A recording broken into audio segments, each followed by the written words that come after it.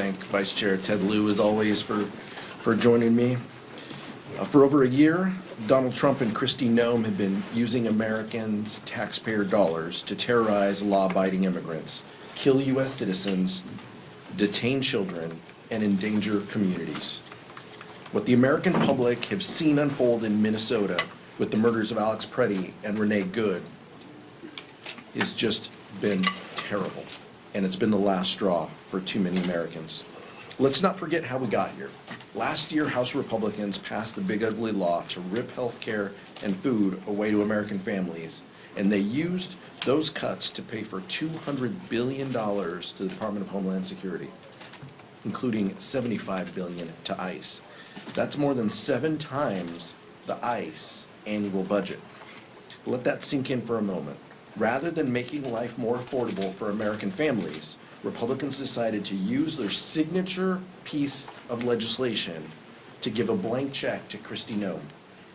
Now, we've seen this out-of-control, bloated agency carry out some of the most horrific crimes in American history. From trampling on the Constitution to murdering U.S. citizens and violating civil and human rights, there is no question that this brutality must end, and House Democrats are united in that. We cannot act like this is business as usual. That's why Democrats are using every tool at our disposal to hold this administration accountable, and that starts with removing the Department of Homeland Security Secretary Kristi Noem. Democrats are joining the American people in demanding that federal immigration agents are held to the same standards as our local police officers. Our caucus is united in demanding 4 common sense reforms. Body cameras must be required by law, masks must come off. Judicial warrants are a requirement, not a suggestion. We must have independent investigations to prosecute agents responsible for carrying out abuses. And finally, there needs to be clear guidelines on use of force. Democrats won't rest until we enact real change in this lawless agency. Vice Chair Lieu. Thank you, Chairman Aguilar. Trump's tariffs continue to increase inflation. The recent Producer Price Index came in hot, hot, hot. Economists predicted a 0.2% rise. It was 0.5%. And what that means is tariffs are now causing businesses to pass on these increased costs to consumers. And what is Trump focused on? Closing the Kennedy Center. Apparently, he couldn't even get Kid Rock to perform there. And now we have this hallowed, amazing institution of the United States closed because Donald Trump royally screwed up when he vandalized it by putting his name on it. I agree with Chairman Aguilar with everything he said about Trump's ICE and Border Patrol. Trump's ICE and Border Patrol interior operations are out of control. Not only did they kill 2 civilians last month, but you see continuing videos and stories of their abuses. We learned recently that ICE shackled a woman for 24 hours in a bathroom with 3 other men. The faucet didn't work, and when the men would go to a toilet, the woman would hide her face. We know that ICE also detained a 5-year-old citizen, Liam, who then got sick because of the horrible conditions at the detention facility, and a federal judge ordered the release because ICE is just flat out violating the law. It turns out some of the folks that ICE is taking came in here legally through legal processes last year.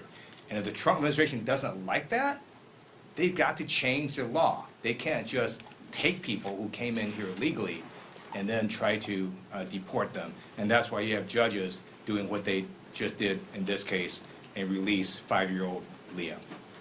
I also want to echo what Chairman Aguilar said about Kristi Noem. Under her leadership, the Department of Homeland Security has killed a number of Americans. She needs to resign or she needs to be fired, and if not, impeachment proceedings need to proceed. And with that, I yield back. Questions? Max?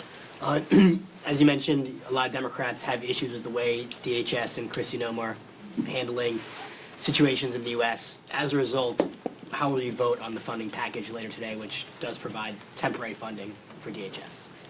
I think we'll have members on Some members will vote yes, and some members will vote no. This has been a topic of discussion that we've had, that you guys have reported on over the weekend. We had emergency caucus meetings where we were hearing from members. We understand the perspectives that our members bring to the table. Some of the appropriators feel like they need to support this deal.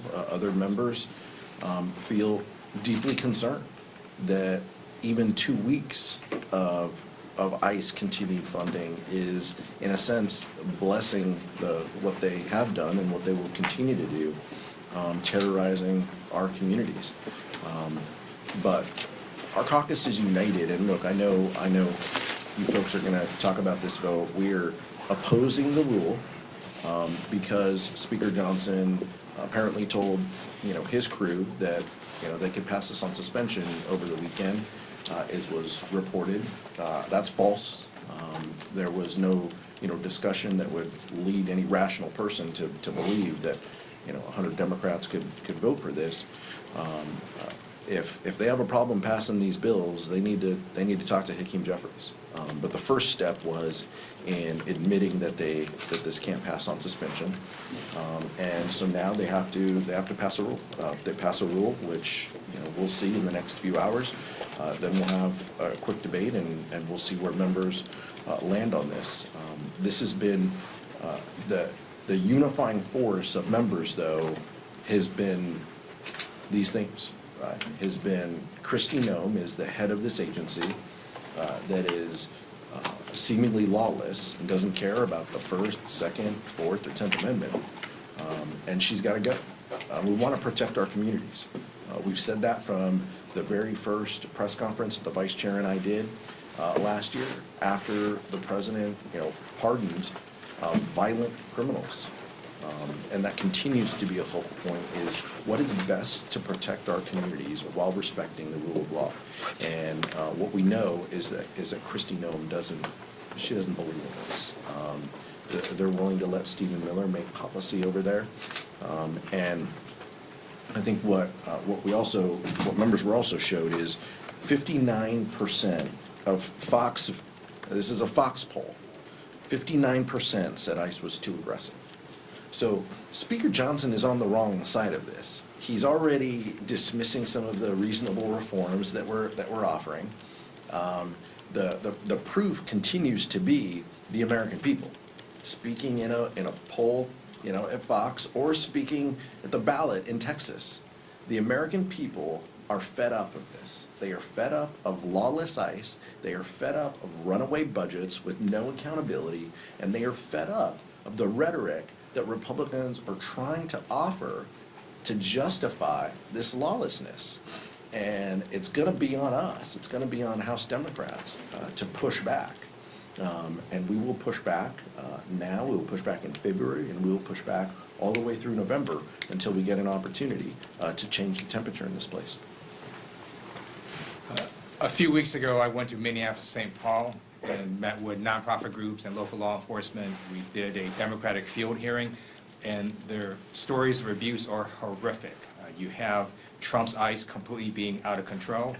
We also know that the public pressure is working. The Trump administration is starting to backtrack. They removed Border Patrol Commander-at-Large Greg Bovino from Minnesota. We also know that he has now engaged in anti-Semitic comments. He needs to resign. We also know that Kristi Noem yesterday issued a directive saying all field agents in Minneapolis must wear body cameras. That is a start, but every one of their agents across America needs to wear body cameras like real police officers do. And I encourage American people to continue this public pressure and to exercise their First Amendment rights.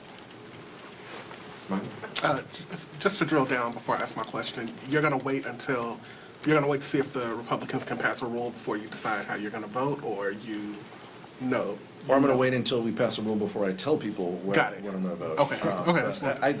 Either way, it serves the same purpose. But look, we've over the last couple of days, the vice chair and I have tried to create an environment with the leadership team where we hear directly from members who are struggling, who are frustrated by what they see. And the week back home, where we talked to folks in our communities about the local lawlessness of ICE. Really put a finer point on that. We weren't, in DC comparing notes. We were back home talking to our communities, and we're the ones that have to look folks in the eye who have experienced some of these tragedies and horrific behavior. The vice chair in Minneapolis, St. Paul, and many other folks visiting ICE detention facilities or trying to visit ICE detention facilities or talking to community leaders and advocates. But time and time again, what we hear from our colleagues is we have to make changes. We have to reform DHS. They were given unlimited amounts of money by House Republicans, and we need to have meaningful reforms because they are unchecked. They have been proven time and time again unworthy of our trust and unworthy of the benefit of the doubt. All of us are here on the Democratic side. I know the vice chair and I feel this way. We want government to work. We know it can be an instrument of good. We know it can help people in their daily lives. And what these folks are doing sets all of us back because they are now going to be afraid. And I talked to our local law enforcement leaders about this in San Bernardino County last week. Local law enforcement is concerned that people aren't going to report crime or they aren't going to say that they are a witness of a crime because they're afraid that everybody is working with ICE. And that hurts us. If people don't feel like they can answer a police officer's question on what they saw for fear of their status, that sets us all back. And by the way, every one of these law enforcement agencies, I met with locally, they have an identifier on them. They have their name on a polo. They have their name on their uniform. It says which agency employs them. They have a clear identifier as to who they are and where they work. Shame on us if we can't create an environment that mirrors exactly what our local governments have been doing and have been doing well and have been doing with the trust and support of our community members. Mr. Chairman, really quickly, you all got a 3-year extension through a discharge petition during the last shutdown, after the last shutdown, and it's languishing in the Senate right now. It's not looking like it's going to get a vote. You and Republicans are far apart on these reform demands that you all are looking to get. In a world where any of these reforms happen, and we can talk about all the different ways that they could, are you concerned that the same thing that's happening with the ACA subsidies, where the bill is languishing in the Senate right now, is the same thing that will be happening on ICE and DHS reforms? No, I'm more hopeful. I'm more optimistic that House Democrats and Senate Democrats are united in reforming ICE. And I know that our Senate colleagues are supportive of the Affordable Care Act tax credits too. That faces difficulties with 60 votes and needing so many Republicans to join on board too. But I will tell you that the conversations I've had with a small amount of senators, it leads me to think that they are united with us. They want to stand, with us to reform this terrible agency, and they're willing to, stand up and speak up and use their voice and their platform and their vote in order to make that happen, because they see what we've all seen. They see that this administration is trying to tell us, don't believe your eyes, trust us, and we know that they're not worthy of that. So, I feel confident in the strength of the House Democratic caucus and our unified purpose and message. No matter what the vote outcome is, we're going to walk out and we're going to be focused on how we get rid of Kristi Noem and how we ensure that DHS is a reasonable organization, and that's going to take significant reforms to get there. Thank you. Senate Majority Leader John Thune said this morning that it's an impossibility that there would be a deal within the next 10 days. If that's the case, do House Democrats plan to uniformly vote against another CR for DHS? One step at a time. We got the rule vote in front of us this morning, and in the afternoon we have our vote. I'm not going to presuppose what's going to happen in 10 days. today. But I will tell you that it's been, shocking to see that, House and Senate Republicans don't even want reasonable reforms to this lawless agency. They're seeing the same numbers and the same, polls, we are. The American public is standing with us and asking us to do something. And John Thune and Speaker Johnson are willing to just do nothing. They're willing to just let the status quo continue. House and Senate Democrats have said time and time again that that's not going to happen. Andrew, no? Grassroots groups, progressive members have said that letting DHS funding continue to lapse is in itself the leverage that is needed to do things like get Kristi Noem out of office, to get significant reforms at ICE, including, beyond body cameras and things that folks say are not significant enough in the aftermath of these Minneapolis shootings. What will you say to the base when inevitably there are enough members who have said they're going to vote to pass the government funding bill on final passage? What will you say to the base when they say you guys have just given up your leverage? What I'll say to all of you and what I'll say to the members, first, we got to see what happens with this rule vote. You're making an assumption that this package passes in the afternoon, and I think that's fair. That's fine. I'll play along. But what you'll hear from members and what you'll hear us say to folks, inside, outside, whatever organizations you call it, is, we have more opportunities. We have more opportunities for leverage, not 6 months away, not in the next appropriation cycle, not, September 30th. We have some opportunities to make our voices heard in the next 10 days. And if we can build a coalition that includes our Senate colleagues and includes the American public who are seemingly already with us, that's a good first step. So that's what's in front of us. We'll see what happens with this vote, but I feel very confident saying that House Democrats are going to emerge and to say we need reforms on ICE. We have a list that we want done, and we aren't settling for half measures. And if Leader Thune and Speaker Johnson don't want to come to the table and negotiate real reform, then they're going to have to explain to the American public why they're shutting down, agencies. And maybe that's something they're comfortable, doing, but that's not going to be on us. It's going to be on them approving the lawlessness of ICE without making simple reforms that respect the First, Second, Fourth, 10th Amendment, and tries to offer some level of accountability and oversight over these agencies. Thank you, Chairman. It appears this deal we're voting on today stems from Leader Schumer talking directly to the White House. Do you feel that House Democrats are being included enough in those conversations, especially if we get down to the road of negotiating possible changes to ICE later on? I don't think we were party to that conversation, last week. That's fine. Look, we play the cards we're dealt. We're voting on the measures that are on the floor. I'm not interested in playing parlor games over, who talked to who or hurt feelings about, missing a phone call. I don't care about that. My colleagues don't care about that. This is the vote in front of us. This is what we have. We have a rule vote coming up shortly, and then we have the full bill that includes the full year funding measures for the 5 agencies and the 2-week CR for DHS. That's in front of us. We've been asking for simple reforms to this lawless agency. We're going to continue to work with the American public and build a coalition that gets that accomplished, because nothing's going to change until we actually enact meaningful reforms to this agency. I wanted to ask in regards to the Clintons agreed to testify ahead of the contempt vote. Republicans gave them a noon deadline. I'm curious, there seems like obviously several Democrats broke with the party to recommend it out of committee. I guess, do you guys think, do House Democrats owe it to a former president and a former presidential nominee of their party to protect them from bipartisan subpoenas?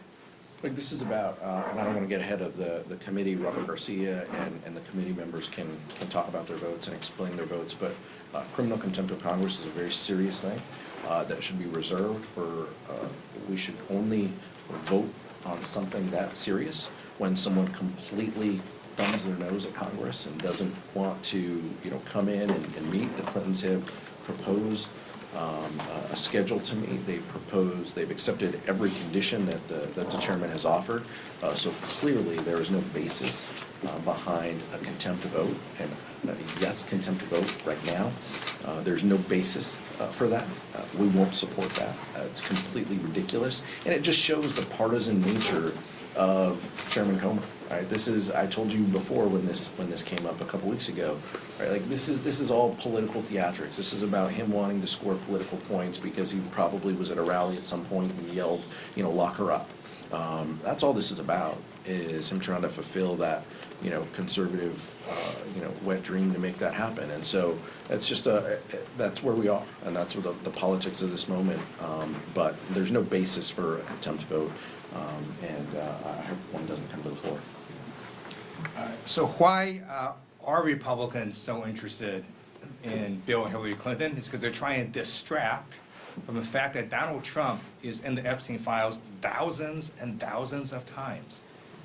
In those files, there's highly disturbing allegations of Donald Trump raping children, of Donald Trump threatening to kill children. So I encourage your press to go look at these allegations, and I'm highly disturbed that Deputy Attorney General Todd Blanche just got the law wrong. Yesterday, he said, essentially, that it is not a crime to party with Jeffrey Epstein. Well, that's actually not correct. If Jeffrey Epstein was human trafficking minors for these sex parties, and you show up and patronize the establishment at that party, yes, you're guilty, because patronizing is part of the law, the federal sex trafficking law. So Deputy General Todd Blanche just got that wrong, which maybe explains why they aren't investigating all these folks, including Donald Trump. He needs to read the law and investigate these people. He also needs to resign, not only for not knowing the law, but a massive, not only screw up, but the biggest privacy violation in history. They release a lot of pictures of minors unredacted, just violated the privacy of these girls. It is uncalled for what they did. The one thing that they could not do under this law was to invade the privacy of these women now, who were girls at the time, who were victims of sex trafficking. Also, he met with Ghislaine Maxwell, moved her to minimum security prison, and then got a puppy for her. So for all those reasons, he's just got to leave the Department of Justice. Thank you. Thank you.